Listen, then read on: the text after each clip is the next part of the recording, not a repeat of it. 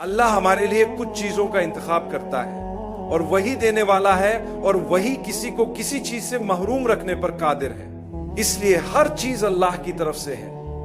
جب اللہ نے نبوت عطا کی تو انہیں چنا جنہیں وہ اس عظیم منصب کے لیے منتخب کرنا چاہتا تھا، اور ان میں سب سے بہترین ہمارے نبی ہیں.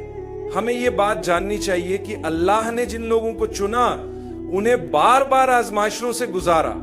اگر آپ یہ سمجھتے ہیں کہ آپ کی زندگی میں مسائل، مشکلات، مصیبتیں یا آزمائشیں ہیں تو آپ کو ان لوگوں کی زندگیوں کو دیکھنا چاہیے جنہیں اللہ نے ہم سے بلند مقام پر رکھا، یعنی انبیاء علیہم السلام.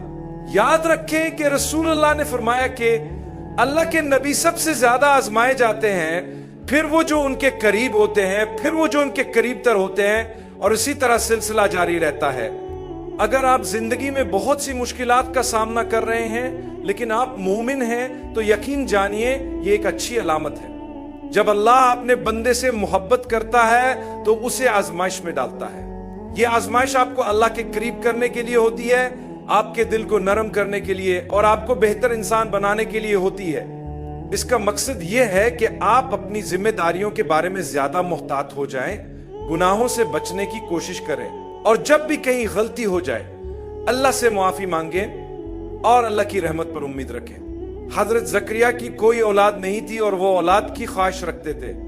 ان کی عمر کافی زیادہ ہو چکی تھی مگر پھر بھی انہوں نے دعا کی. اکثر ہم میں سے بہت سے لوگ جب شادی کے بعد اولاد نہیں ہوتی تو مایوس ہو جاتے ہیں. وقت گزرنے کے ساتھ انہیں یہ خیال آنے لگتا ہے کہ شاید اللہ ہم سے ناراض ہے. میں دعا کر رہا ہوں لیکن اللہ میری دعا قبول نہیں کر رہا. ایسے خیالات مومن کے دل میں نہیں آنے چاہیے. ہمیں یہ سمجھنا چاہیے کہ اللہ جو کچھ بھی ہمارے لیے مقرر کرتا ہے وہی ہمارے لیے بہترین ہوتا ہے. اولاد کے لیے دعا کرنا غلط نہیں ہے، لیکن سوچئے اگر اللہ ہمیں ایسی اولاد دے جو نافرمان ہو، ایسی اولاد جو زندگی میں ہمارے لیے شرمندگی اور مصیبت کا سبب بنے، ایسی اولاد جو دین سے دور ہو اور والدین سے جھگڑا کرے، تو اللہ بہتر جانتے ہیں کہ ہمارے لیے کیا بہتر ہے اور کب بہتر ہے.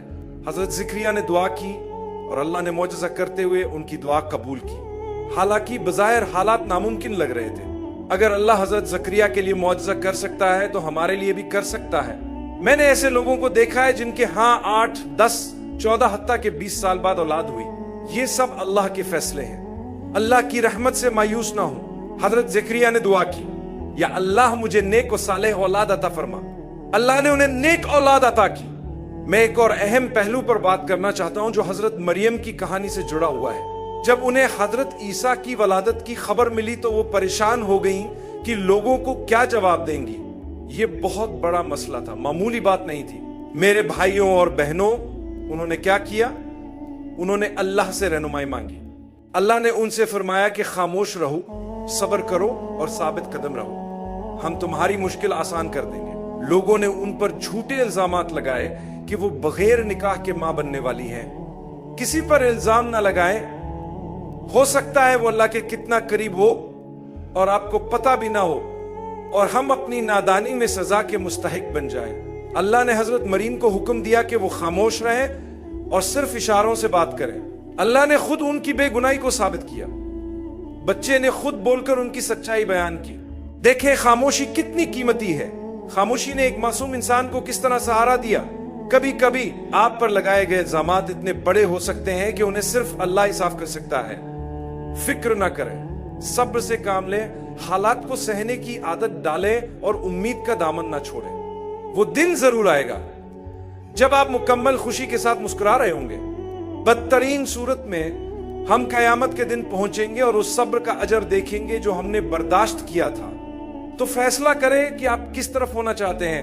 کیا آپ ان لوگوں میں شامل ہونا چاہتے ہیں جو دوسروں پر الزام لگاتے ہیں، یا ان میں جو صبر کرتے ہیں اور اللہ کی رضا کے لیے خاموش رہتے ہیں؟